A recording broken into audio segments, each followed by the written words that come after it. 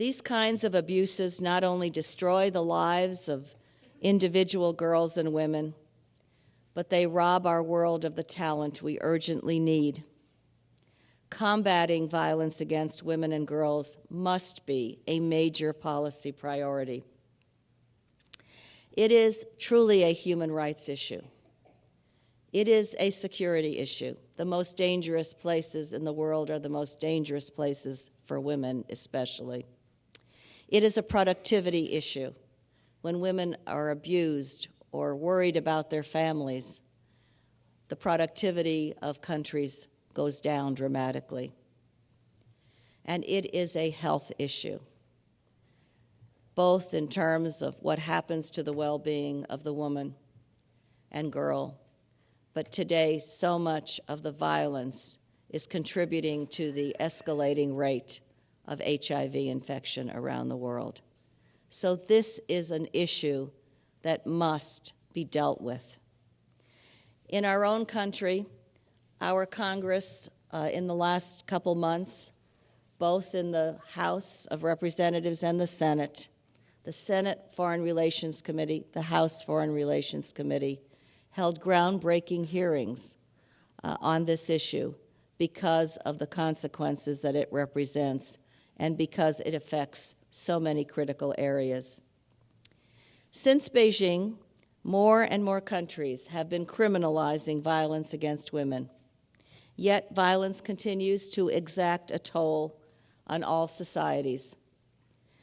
Laws are too often not implemented or enforced. And I think one of the things we must discuss and work on is how to ensure that those laws really make a difference and do what they are designed to do. We know that when women have access to economic empowerment, there is less violence in their lives. I remember once, years ago, sitting with a group of women in India with SEWA, the Self-Employed Women's Association.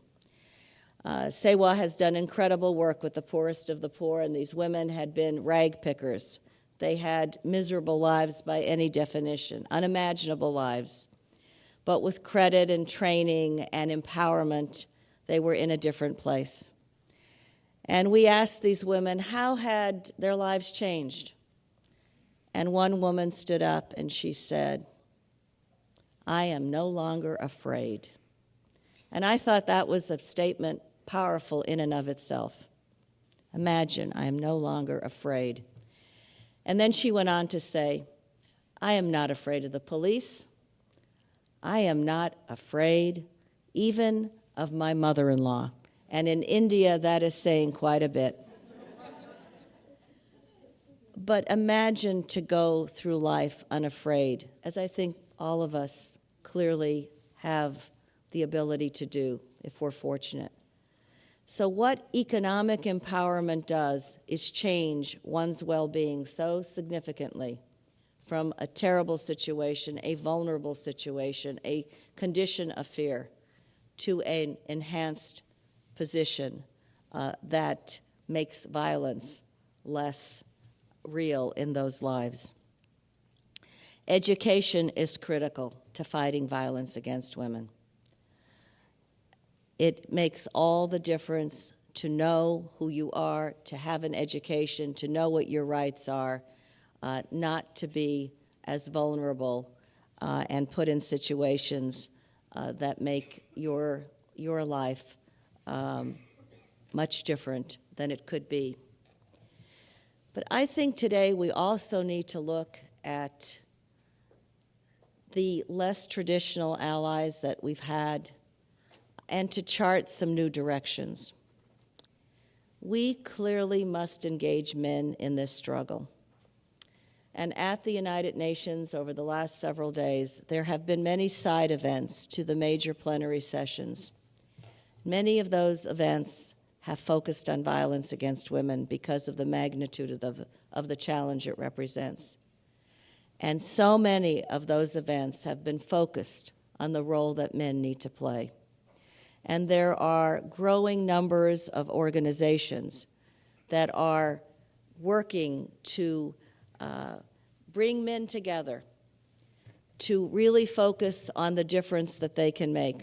Because as so many women tell me, this room is predominantly women, and thank you for the few men who are here who always stand at our side and get us to where we want to go. But we really need to have the men fully engaged. And there are organizations from Man Up, an extraordinary group that is focusing on the difference that particularly young men can make, that different cultural aspects like music and videos and other kinds of materials can be utilized to send across messages. But also there are, and I know you have worked with, WLP has worked with projects in Brazil, in Nigeria, that I'm sure will be discussed in the course of this day to show what a difference it makes. When I was recently in India, I met with a group from Rajasthan and saw a skit performed by men. They took on the roles of men and women in this skit, and it was all about the respect that women deserve and what is wrongful behavior. And when I complimented the men afterwards, their smiles were from cheek to cheek, as big as they could be, because they knew that from village to village, they were having an impact, and life was changing for the girls and women in the place where they lived. So men really need to be more significantly engaged, and we must bring them into this conversation. We also need to bring religious leaders into this conversation. And I think particularly of the projects that have been done with mullahs. I think, for example, in Afghanistan, where mullahs have had such a positive impact, for example, on bringing midwives into training where they would not have been able to leave their homes because of the constraints on them. But they have intervened and explained that it is important that the women go for this training to come home and benefit greater numbers in their village, in their setting, or have used the Friday services to speak out about how wrong violence against women is and how inconsistent it is with the values and tenets of their faith. So untraditional allies perhaps, but truly important allies in this struggle.